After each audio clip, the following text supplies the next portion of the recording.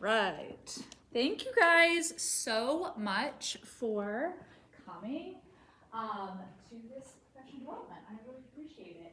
We are going to be kind of going over selecting and evaluating books to meet the needs of your readers in your classroom for your classroom libraries. And I hope that this is useful and helpful. So the objective for today, by the end of this professional development, I hope that you feel confident in applying some of the strategies that I'm going to go over to choose books that meet the needs of your specific students in your classroom. I want you to feel like you can build a strong and engaging collection and feel ready to do that on your own. And so I just hope that you will be able to demonstrate your understanding by identifying one specific strategy out of the 7 that I give you that you can plan to use in the future going forward, maybe in the next month or so. And you're going to write a little short reflection or action plan of how you are going to put that into practice. So first little question warm up. I just want to ask, what does your classroom library look like right now? Like at this point in time, what does it look like? Think about kind of like the range of genres. Is it super varied? Is it super old? Is the condition good? Is it like high quality? Is it maybe you just adopted a lot of books from your predecessor? And just like how well your collection reflects the kids in your class. Anyone want to share? Yeah. Well, coming from being a previous first grade teacher, I had a lot of the younger kids who were more interested in picture books, and this is my, I'm a new upper elementary teacher now, and so I brought those books with me, but I've noticed my 3rd and 4th grade students aren't as interested in those picture books anymore, but I haven't had the time to curate more chapter books. I've just collected a couple from that were left behind from previous teachers. Yeah. So it's younger, geared towards younger kids, but I haven't had the time or money to accumulate the other ones yet. Yeah, for sure. That's always a challenge, getting the money for your classroom library. It's not, you don't get a budget like we do for our actual library here, but yes, 100%. Any other thoughts? Yes. I would say Madison? mine is being a math teacher and science and social studies. Most of mine is that informational text. Like I was also lower elementary, so yeah, I have taken out more of the lower level, and I've kept just a lot of more science and social studies, and I've actually grouped them that way too by that. Oh, I saw that when I went into your library. I love that. Yes. Was so it by author or by topic? Okay. Well, I tried to make it as much by topic. So yeah. if they're wanting something about animals or environments, they know kind of where to go. I love that. Yeah. You'll see a lot of different things. This was my classroom library when I was a middle school teacher. I did it by color. It wasn't really library specific by library, but it was really pretty, and the kids knew where to find the red books. But it was also pretty tight. You can see there's not a lot of room for kids to look around. There's not a lot of spaces in between. It's wall-to-wall books. And then this is a lot you'll see more in elementary. This is really great for elementary school kids age just because they are able to look in the bins, pull the bins out, and kind of interact with them a little bit more. But yes, love those reflections. Another question, when you are selecting books for your classroom, what criteria do you use to determine if it's high quality, if a book is high quality, if you want to include it, if it's meeting the needs of your students? Do you really think about that at all, or are you just kind of free books, this is great? I have to think about it because I pull dyslexic students ranging up to 5th grade, so it has to have high vocabulary because the purpose is to expose them to the vocabulary. So when I go, Kristen Allsberg is one that we pick a lot, but anything that has that super words they haven't heard before. Challenging. Okay, so that's good. See, I didn't even really realize that you're looking for those books. I would have thought you were just trying to kind of get them to understand.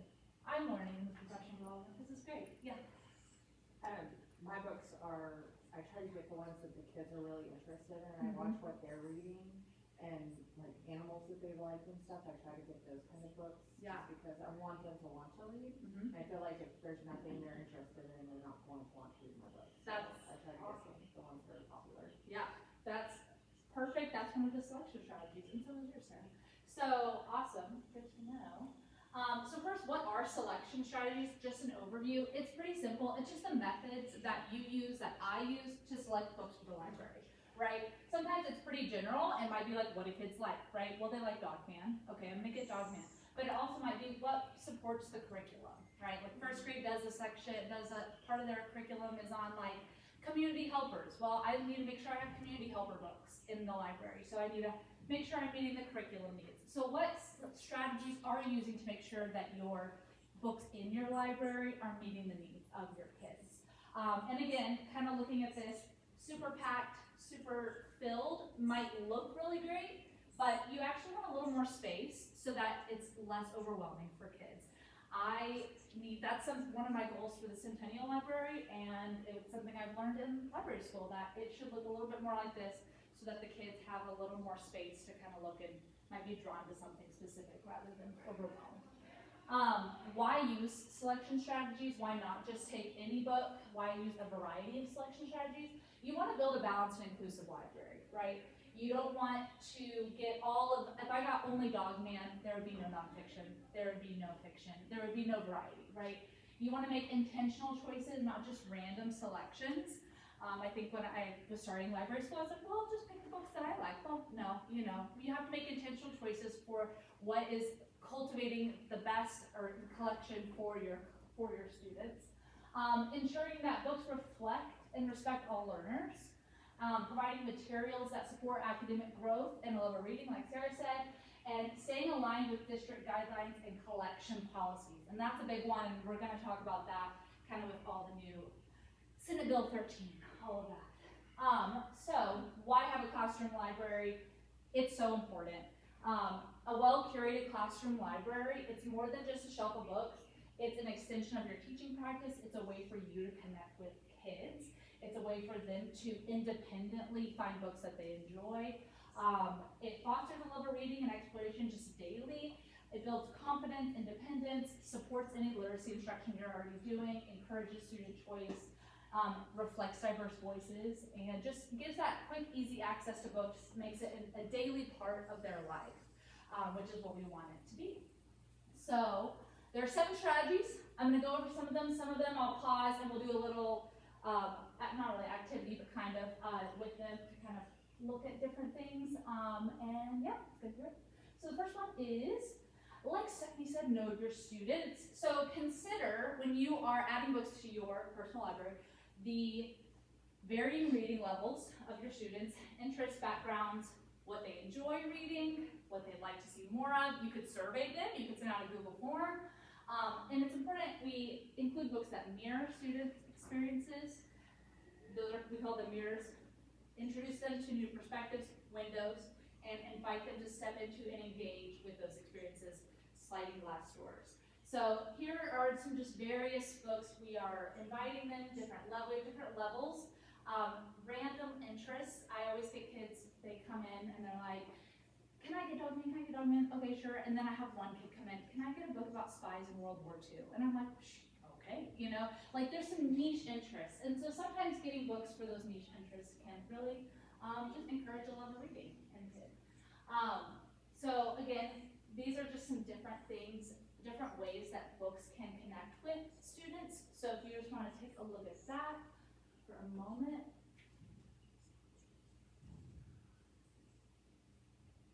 And Dr. Rudine Sims Bishop, this is a quote from one of her articles in like 1990, and it was pretty transformative for the library community. I don't know if you've heard of it, but she said, books are sometimes windows offering views of worlds that may be real or imagined, familiar or strange. These windows are also sliding glass doors, and readers have to only walk through in imagination to become the heart of whatever world has been created or recreated by the author.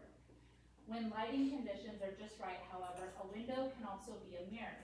Literature transforms the human experience and reflects it back to us, and in that reflection we can see our own lives and experiences as part of a larger human experience. And reading them becomes a means of self-affirmation, and readers often seek their mirrors in books. So they can be such a powerful thing, but it's important if we are selecting books for our libraries that we are finding books that are not only windows to different worlds, but mirrors, reflections of the students in our classroom. And then also sliding doors that they can walk through and experience something completely new and different. So strategy number 2 is balancing genres and formats. Select a mix of genres: fiction, nonfiction, poetry, graphic novels, picture books, informational text. As a middle school English teacher, I had fiction and like maybe some graphic novels, but really mostly fiction. And I was doing my students such a disservice. Now in the elementary life, I'm like, wow, they love informational texts, right? So I was doing them a disservice by not connecting them with those books in my classroom library. Try to include something for every type of reader: the reluctant readers, the advanced, everyone in between. And you might be like, well, okay, it's kind of hard. Kids' interests vary each year. You can be general, but most of the time you can kind of get something that most kids will like year after year. Ensure quality and relevance. So you want to ensure that you are adding quality books to your classroom library. So to do this, you consider a few things. The publishing date. How old is the book? Is it outdated or irrelevant? Fun fact, the average age of the Centennial Library is like 2008. So we have over half of our books are older than older than 2008. Meaning I have a hefty job of weeding to do to go through and see. It's a lot of our nonfiction. Most of our nonfiction is out of date or irrelevant. There are some nonfiction books like about maybe some animals and cooking books that would not be irrelevant, but books about science, technology, coding, things like that, that go out of date really fast, those need to be weeded and then replaced. So consider quality and relevance. So this is also not only just selection strategies when you're adding books, but also take a look at your classroom library and think, what is not serving my kids anymore? And I know it's like super painful to remove a book, but it's probably doing more of a disservice to keep it in there, because just clutter and distracting students. Yeah. What's the right thing to do when you want to remove a book? Like, what should I do with it? That's a great question. I can take it, and because when I weed books, I take them to LMS, and they send them off to auction, and so they will go to somebody else who will read them. So if you're like, I personally morally feel bad throwing away books, because I do too. I never knew what to do when I would not want to. When I wanted to get rid of books as a middle school teacher, I would just, after school ended, I would go put them in another teacher's classroom. And they weren't looking. And I would say, thank you, bye. Suddenly theirs was growing and mine was looking very nice. So don't do that. You can bring them to me and I will ship them off to LMS. So if you want to keep them or offer them to somebody, I can have them in the library and offer them to people. Totally up to you, but yeah, happy to take them off your hands. Reviews from professional review sources. I'll talk a little bit more about that in just a little bit. And the content of the book. Is the writing engaging? Are people portrayed in ways that are respectful, affirmative, positive? We don't want to perpetuate stereotypes. So reading the books before you buy them. Or just having some knowledge, reading those professional reviews to know that this is going to be a positive representation of who's in the book. So consult reliable sources. This kind of ties in to those review sources. I use these for the library. Any book that I buy for our school library has to have 2 positive reviews from one of these sources. And so it limits what I can buy. A lot of the kids are like, can you buy this book? Can you buy this book? And I'm like, well, no, because Booklist or School Library Journal didn't review it because it was written by a smaller author or something like that. So these are great review sources. They're going to be highlighting the best of the best, and some smaller authors as well. But Booklist, School Library Journal, and Kirkus Reviews, Publisher Weekly is great, Hornbook Magazine.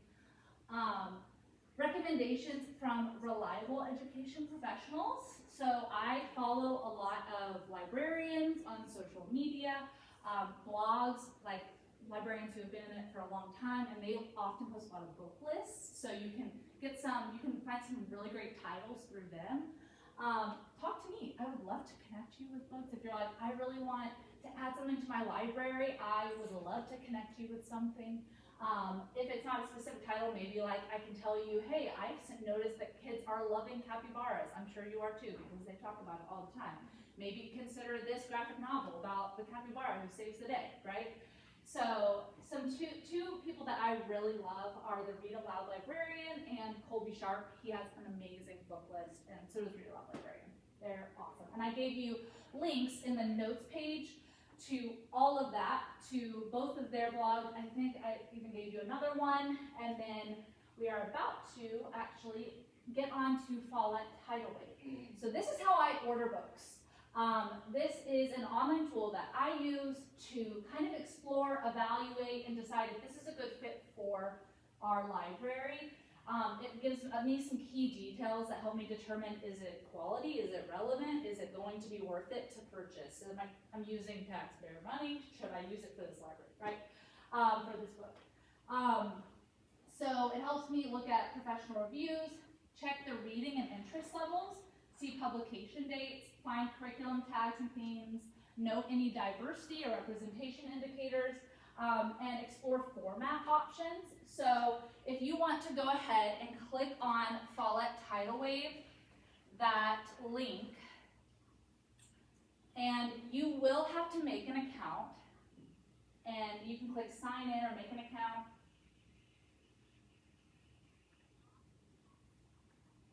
And you can just use your school email and password, that's what I do.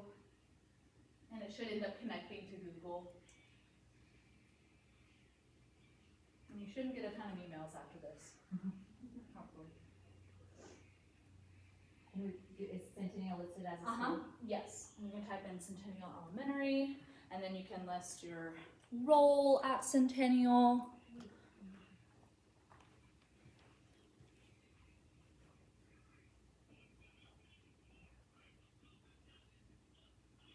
So then once you have done that, you can start searching different titles. If you click up at Tidal Wave in the corner, it should be able to like take you to that search bar, and you can search for different titles. Does anybody need help getting on? Good. Tidal Wave is also awesome because it has a lot of options. They have a lot of lists as well, which are super helpful. So if I want to look at the book, good news, bad news, search it. It's going to come up in a few different languages. I want the one in English. I was unsure if it would show this for you guys, but it tells me this is in the Plano ISD collection, which you guys know the rules. I'm going to go over that. It has to be in another library if you can have it, for you to have it. So I could get this. This is great news as well. It says 7 reviews and awards. I click down and it takes me to book list reviews, Horn Book Guide, Horn Book Magazine, Kirkus, Library Media Connection. So these are all famous professional review sources, editors, publishers who have looked at this and said, we recommend this book. So you can decide, okay, well, this is a quality book, one. You can go back to the top and see, is it the right age? Age 3 through 7. If you're a 5th grade teacher, probably not, right? If you're a kindergarten, 1st grade teacher, probably. It says preschool through grade 1. Some of them will have different recommendations for the age. It'll have the audience, interest level, and yeah, just a lot of really good information about the book. So I use this is where I buy our books. And it's a great tool for you guys to kind of explore and get different lists. You can see what's new, sports. You can purchase through here as well, if you ever wanted to. If you ever wanted to make a list, you could. All right. And the other part right here, that it was published in 2012, so it tells you the year. Just a quick review on reliable versus unreliable reviews. SLJ, Kirkus, Hornbook, all reliable. Amazon, Goodreads, less reliable. they're gonna give you a lot of opinions, which might be helpful, but it's not a reliable review source that you should probably base your opinion on adding it to your collection for. So strategy 5 is diversity and inclusion. You wanna select a lot of books that reflect a variety of cultures, family structures, abilities, and experiences. I think I also failed at that as a middle school teacher. I was purchasing books that I had read and I had liked, a lot of high interest books, but ensuring that we are getting books that represent the whole of the class. Books written and illustrated by diverse authors and illustrators. And just think about who might be missing from your collection. Which of your kids might not see themselves in your collection? I love, and I gave this link is in the slides, I think it's also on your notes, but this goes to the Santa Fe College website.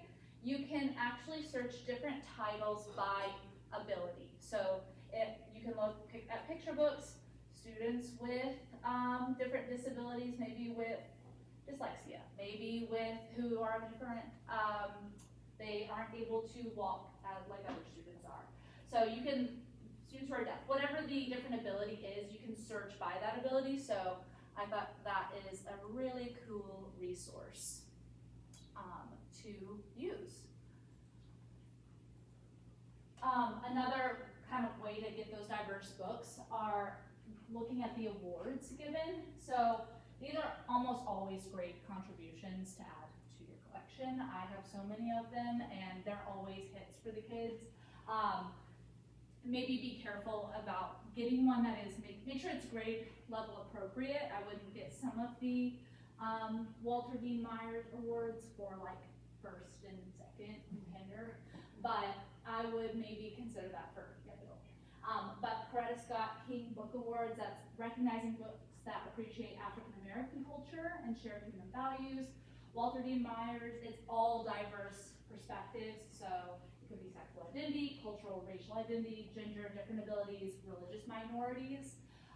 The Rainbow Book List, it recognizes books with significant LGBTQ content. The Schneider Family Book Award recognizes books that artistically embody the disability experience. And the Pure Belpre Award recognizes Latino and Latina authors. And it shares that experience authentically. So you can also look for these little symbols on the books.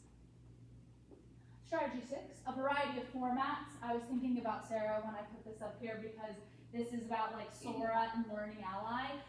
Your classroom library can extend beyond your physical library. You can offer Sora to your students. That's our online reading platform. On Sora, they can listen to audiobooks, they can read on their computer, they can change the font size, they can change the font. So there's just like a lot of different things that you can do to make it more accessible for students. You should probably include different print books if you have a student maybe who struggles with seeing, maybe partially blind, larger print books, things like that. Learning Ally is an amazing program that for a lot of dyslexic students, and I think all of our dyslexic students. All our dyslexic students have it, and then some SPED students, pretty much ESL students, like Matt and I've given them to ESL students or learning language. We can pretty much give it to anybody who has some sort of reading deficiency. It doesn't have to be a dyslexic. Oh, that's awesome. It's amazing. One of my favorite because not only does it read it, but it has like a tracking tool, so they're able to follow along. It has it's highlighted as it's reading it aloud to them. So that is phenomenal. Getting just a variety of types of books, graphic novels, showing them that I know that my first year of teaching, all the kids wanted to read was graphic novels, and I was so shocked. I just got out of undergrad, and I was ready to give them Harry Potter and Hunger Games, and they said, "Where's Dogman?" And I said, "Excuse me." But giving them graphic novels and challenging them to make the connection between image and text is actually really good for their brains, and so including those in your classroom library is super important. The last one is evaluating the condition of your books. This was also painful for me. It kind of goes to what we were talking about earlier. If you have a book that is like on its last leg, If it can last a little bit longer, sure, but like if it's dead, you can bring it to me and I can send it off to LMS. It's important to remove any worn, damaged, or unappealing books because it's kind of, again, taking up space and taking away attention from the books that could actually draw a kid in. They might keep going back to that one when maybe there's a really great one nearby, but they're just going back to the worn ones, or it's just kind of looking cluttered or something like that. You want the bookshelves to stay inviting and appealing. When you take out books that aren't being read or enjoyed, you make it easier for kids to see and access those new engaging titles. And so I get a lot of books like this, and it's really hard even for me.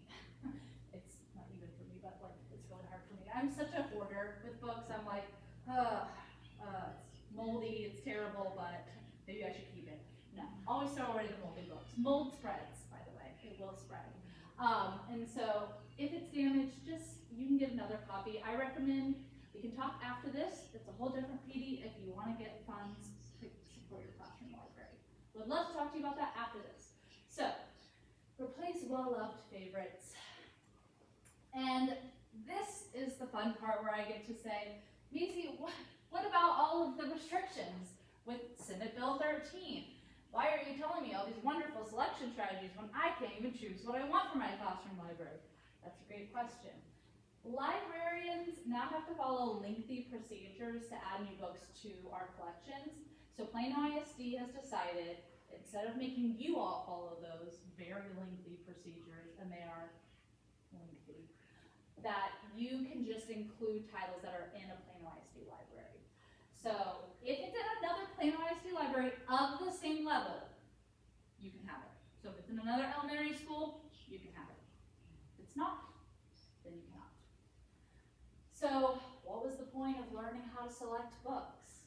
The selection strategies are still very relevant to you because you want to make sure that you are selecting books from those that are available that are still a good fit for your kids, right?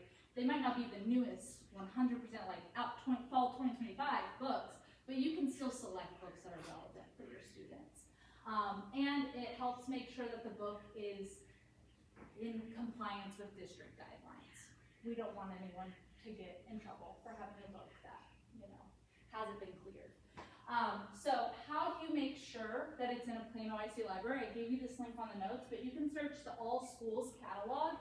So if I search Dogman, All Schools, it's gonna come up with a ton of schools. If it's in one elementary school, I'm good, and it will be, right? You can also use that classroom library list builder search, which I know you all love doing. It's a fun thing that you use to make your classroom libraries. So yes, if you search here, it'll just pull it up, and then you can go to the locations, and you will be able to see which campuses it is at, and if it's at an elementary campus, you can add it. So I'm gonna do a little whole group guided practice. I'm gonna show a book, give you a little bit of information about it, and then help me decide if we're gonna weed it, keep it, add it, or leave it, okay? So, practice number 1, you are considering adding Front Desk by Kelly Gang to your 5th grade classroom library. Would this be a good choice? It is in a Plano ISD library. So, if you wanna check tidal wave, would you add it? Would you leave it? Consider some of the strategies.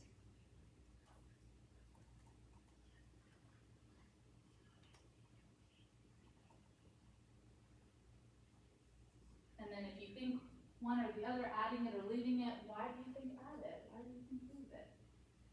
Do you want us to raise our hand? Yes, that'd be Okay. I think it looks like it has a lot of awards and reviews. Mm-hmm.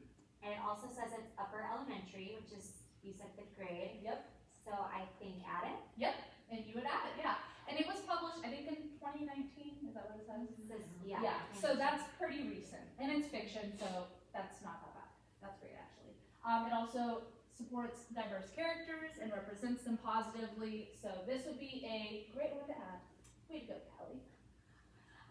Practice Practice number 2. You are considering keeping this book about the environment in your classroom library. It was written by Robert Snedden and published in 1999. It's also in the Centennial Library, so you know you can keep it, which is true. It is here. Would you keep it or read it? And why? I would probably read it out. Yes. Why would you Because read it? it's a little bit outdated. Mm-hmm. There's probably been some new information on the environment added since, I was in high school, so. In 26 years. Mhm. Yeah, yes. So especially something like the environment, something science related, there have been updates, right? This has been outdated for about 20 plus years. So read it from the library. Way to go, Steph. Practice number 3. You are considering adding the book I Can Be a Soccer Player from the I Can Be Anything series to your 3rd grade classroom. Should you add it or leave it? And I recommend checking title. Oh, tidal wave. Oh. Yeah. Yes, Abby. I don't see any reviews for this book on Tidal Wave, so I would not add it. Yes, yes. I feel like I'm like growing little librarians. Wow. You all want to join me here? Yes, I would leave it out. In addition, what is the age, Tori? It is pre-K, K, 4 and 7. It's just a little, I think a little too young for Yeah. a 3rd grader to really. Mm-hmm. Yes, we're considering age, considering it has no reviews. We would not want to add it. Fabulous ladies. Practice number 4, you're considering adding the book The Bad Beginning from a Series of Unfortunate Events to your 4th grade classroom library. It is in a PISD library. Should you add it or leave it? Looks like it's in middle school. Middle school? Yeah. It says the audience Mm-hmm. What's the grade level? is 5 to 9. Yeah. So When I choose for the library, I have to just, it actually is at the Centennial Library, it's been here for years, but from here on out, like when I choose, I have to choose, does the highest grade, is it here? 9th grade, no. So I should probably have it. It's also kind of old. It's older. Yes, it is a little bit older. I would say, even if I was at high school though, I would add it. The only reason why is because it's extremely popular. Yeah. It's a classic. So, even though it is really old, it's very, very popular. So that one's kind of a tricky one. So I could say those in the right. So at this time, I'm gonna have you guys choose one of those selection strategies and think about, can I apply this in the next month?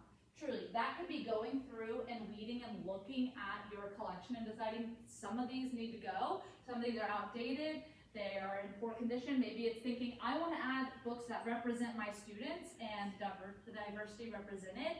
Choose one of those 7 strategies and then write a 5 sentence reflection on the notes page that I gave you in that section about which strategy you chose and why, how you're going to apply it, and any like challenges you might face, any support you might need, which of course I would love to help with. Love, love, love.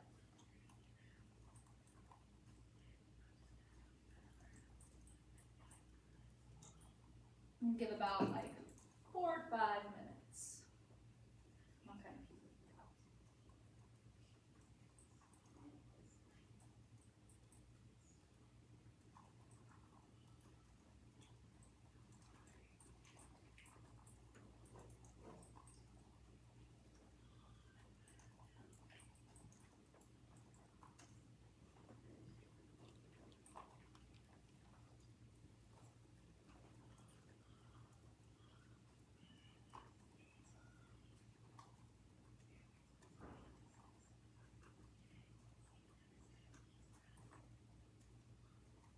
You could be looking at tidal wave to maybe add some new books.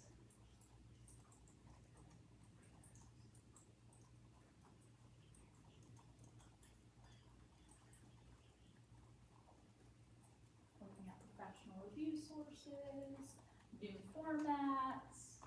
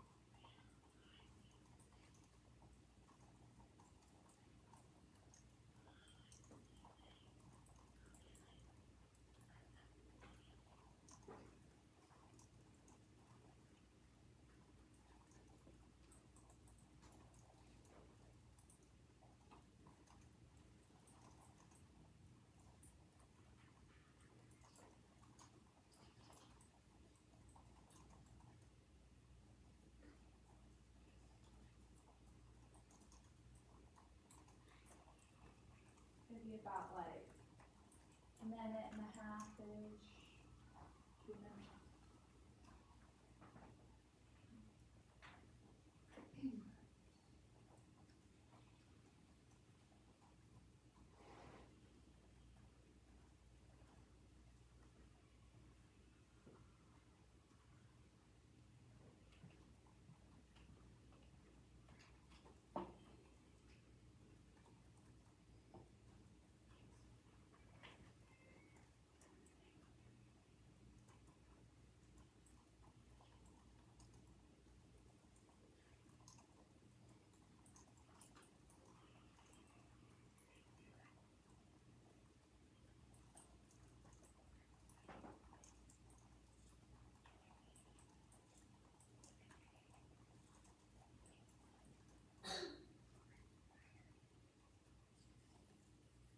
Would anyone like to share what strategy they're gonna use and how they plan on kind of enacting that? You don't have to read the whole thing, but share part of it. Yeah, Corey. So I basically said, when I started teaching, I took any book I could get. Mm-hmm. And now that it's been a little bit, I probably need to go through, weed out some of those older titles or ones that have just become older over the years. Just to also give more space for students to browse, but then also add some books. Teaching pace our curriculum is pretty niche, and it's like kind of hard to find books. You've actually been a huge help with that. I found a couple of things to you. But it's hard to find books that relate specifically to like my curriculum. Yeah. So I'm excited to have Tidal Wave and to have a resource to consult, to find book lists. I think that will be a huge help. And it also helps me know if it's in Yes. the Plano. Did it tell you on Tidal Wave if it was in Plano? Yes. I'm so glad it tells you. So I'm really excited. Good. Yay, okay. Fabulous. Yes, Abby. Like I mentioned before, I come from a lower elementary class, grade level, and so I think that using Tidal Wave, I've always been partial, I love Ginny B. Jones books growing up, so I've always had those in my library, and I looked in Tidal Wave and I see those are geared towards, lower elementary, K through 3. So my older kids have probably aged out of those books, and I probably need to weed some of those out.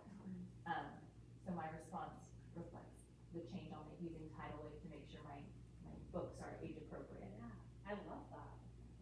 It's painful, but also it will help. So, awesome. Thank you all so much. I really appreciate your careful and thoughtful reflections. So a couple of extensions, if you are interested, I provided some links to websites that highlight some diverse titles. Just explain why it's important to have diversity in your library. Some tutorials on how to use Learning Ally and Sora. That's available in WebDesk under Library Digital Resources. And just some more articles in addition, just to kind of give you some more information if you would like to learn more. And then I would also like to invite you to apply to this, and no worries if you don't want to, but I would love to invite you to do it. So I'm gonna go through this so fast, but this is the process we have to go to buy books now. We build our list of new titles that aren't in a library yet, and they have to match ISBN, not title, ISBN, which if you know anything about ISBNs, they vary based on the form of book. So a paperback of Dogman Mothering Heights has a different ISBN than a hardback of Dogman Mothering Heights. So that has to have the same exact ISBN, so very specific. And then we post that list. Plano LMS posts that list for 30 days. We give the public time to comment. Then we send it to the Slack committee. That would be, if you are interested, what I would invite you to review titles, make recommendations, and then you can say, actually, we don't think we should include these. And then if you think, yeah, we should include these, then you pass them to the school board. The school board then reviews and approves or rejects the list. And then if they are approved, then they can be added to the school library. So that's what we're going through, but if you would like to be part of this school library advisory committee, you are more than welcome to. I would love to pass your name along.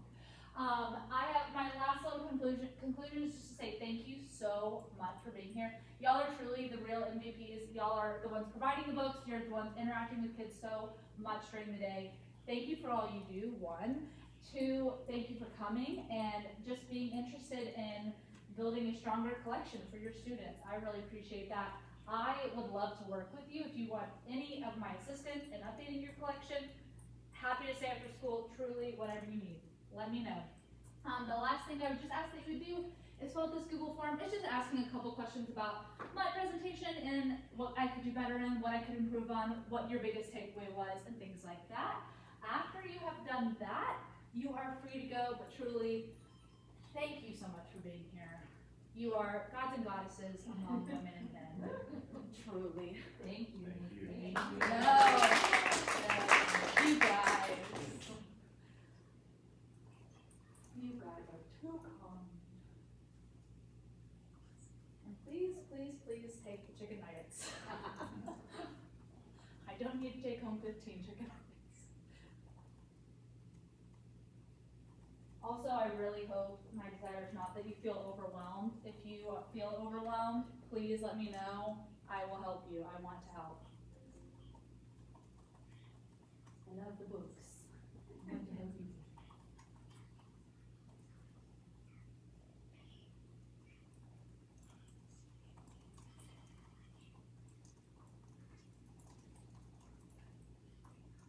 And since you guys are wrapping up on the conclusion, I'm gonna go ahead and pause the camera since you're turning those in. Yay.